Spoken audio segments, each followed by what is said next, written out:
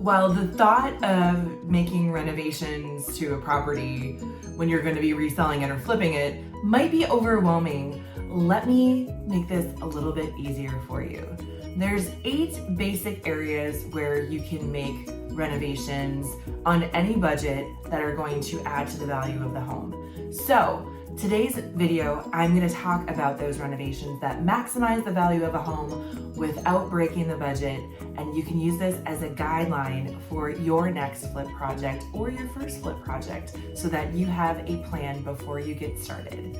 Come back and see what exactly I'm talking about when it comes to these key renovations.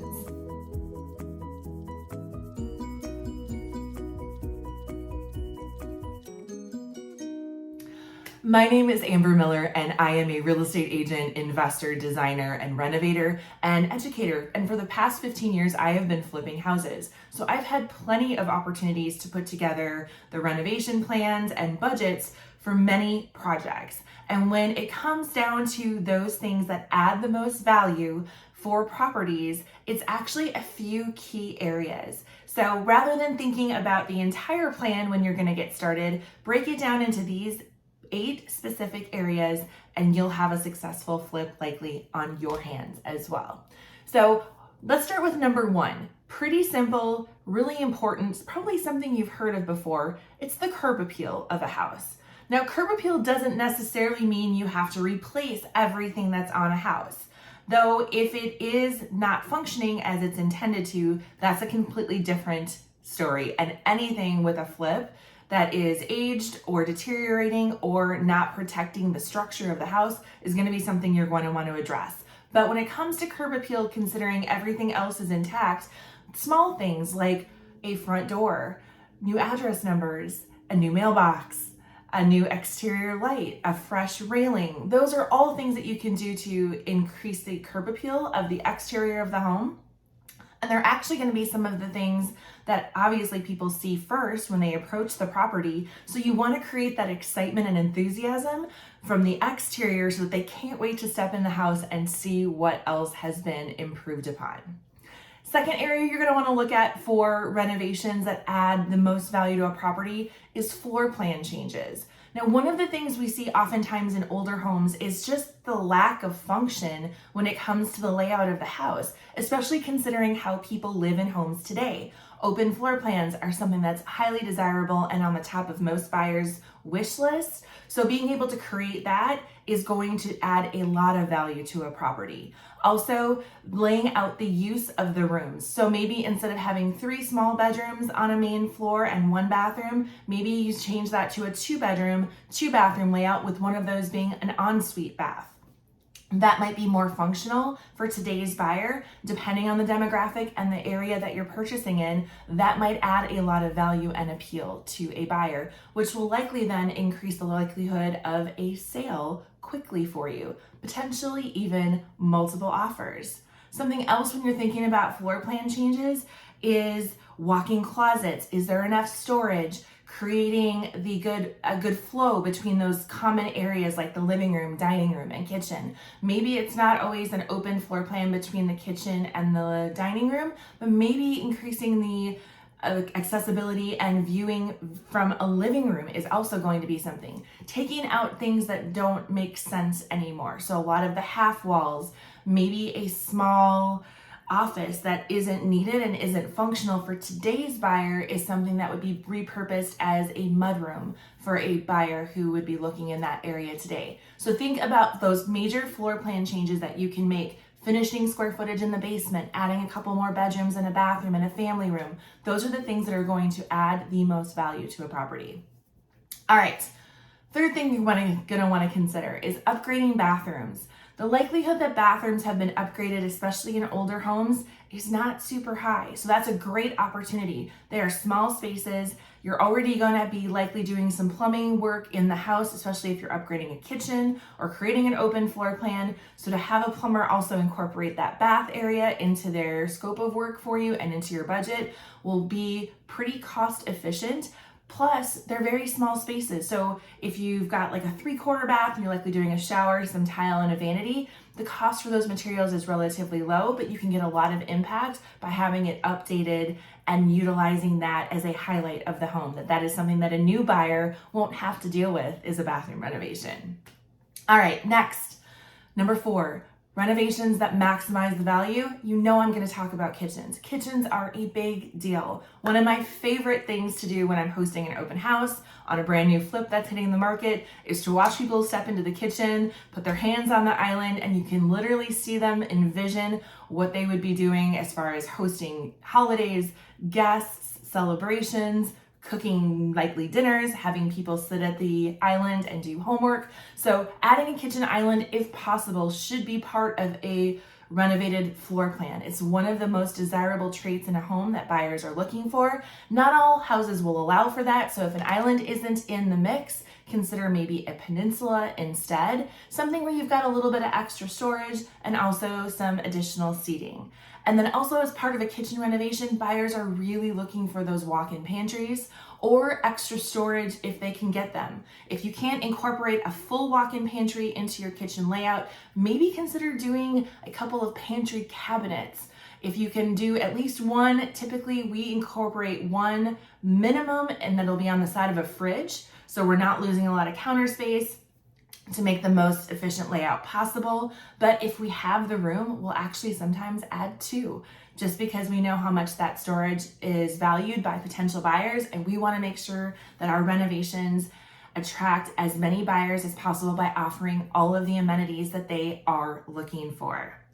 Next, we are going to look at creating a home office. Now, some houses have enough bedroom space where you could potentially stage a bedroom as a office. So you don't necessarily have to have a dedicated office as long as you can create the ability for there to be one in the house. Now, that can be using a spare bedroom. It can be using an extra corner in a lower level where maybe it's a space that could be more flexible. Maybe you're gonna have some fitness equipment down there. Maybe it could be a game room. But if you want to appeal to as many buyers as possible, which is exactly what we're trying to do with our flips, we wanna make sure that we're showing the presence of that dedicated office space, or even that dedicated corner exists. And we can do that either by adding a wall with maybe a French door, or what we can do, like I said, is incorporate a couple of desks, some shelving, an area where we are dedicated to showing them that it is possible to have that work from home space should they need it.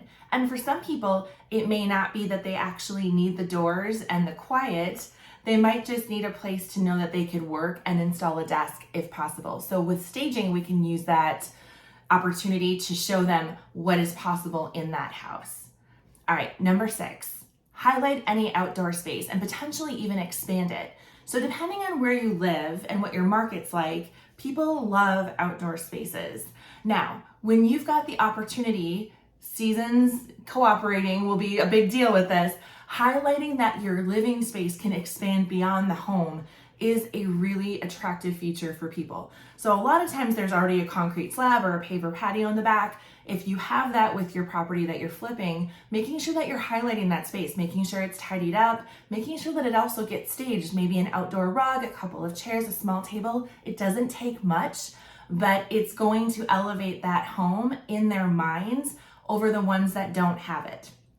Also, there's a lot of areas in backyards where there's the potential for maybe a raised patio or maybe a deck. When it's in the budget and we need to create that connection between the indoors and outdoors, we also do budget and include a deck as part of our scope of work, because we want to make sure that people have that already in place and that they don't move into a home where they then have to look at making that large investment of $10,000 to $15,000, depending on the size of the deck, to connect their indoors to their outdoor space. All right, number 7, creating a mudroom or improving the functionality of a mudroom. So one of my favorite tips when it comes to adding value to properties, and one of the things I've done several times over the years, is taken a 3-season porch and made it a mudroom. And how do you do that? By adding insulation and changing the windows and then adding a heating and cooling source. So the square footage is already existing there, but especially in a climate like mine, 3 seasons, that porch isn't going to get as much use as it would as if it was a 4-season porch. While it's nice to think you can sit outside maybe 6 months out of the year, our 3 seasons maybe only run 6 months. We have one season that runs about 6 months, and that's winter. So that space isn't really going to be functional, but by making it a mudroom, then we're giving it that everyday valuable use. We're creating more storage, which is always something that buyers are looking for and is so important to them. And then also we're creating that flexibility in transitioning between the interior of the house and the exterior of the house. It also is a great space for storage, for coats and boots. And when you have climates with big significant shifts, you need all of that space as much as you can possibly get of it. And then last but not least, don't negate or minimize or disregard some of these smaller renovations that might not seem like they add a ton of value, but collectively really help create a home that showcases and highlights all of the potential that it has. So think about things like making sure all of the trim is properly finished with the mitered corners and the caulking. Make sure all your nail holes are finished. Make sure all of those small tasks at the end of a job, your blue tape tasks, make sure all of those are taken care of. Making sure your hardware is installed properly. Making sure the doors on the kitchen cabinets are straight. You would be amazed at how many times we go look at properties that are flipped and finished and on the market at top dollar, and the dishwasher might not be installed properly, or there's still the tape on the brand new toilets and fixtures in the bathrooms. All of those things go so far to all of the small details, and that attention to detail really show a buyer and highlight how much you have put into that property. And your eye for detail will allow them to feel more comfortable rather than question, gosh, if they didn't fill these nail holes, or they didn't clean up this grout, or they didn't do a great job cleaning the windows, right? If they didn't do all these things, what else did they miss, right? If this didn't get installed properly, what else should I be looking for? Or what else did they potentially take a shortcut on? So make sure you're not leaving any of those questions in a potential buyer's mind, and make sure you're addressing them and looking at that project through the lens of a potential buyer who's going to come in and want to write a full price offer or even above list price offer. I hope this video was helpful. Please let me know what you think below. Comment, give me a thumbs up, like the video, follow my channel. You are going to find valuable content every single week about house flipping, from getting started to finding properties, writing offers, planning your renovations, marketing and selling them so you can build and scale your own house flipping business as well. Until next time, bye for now.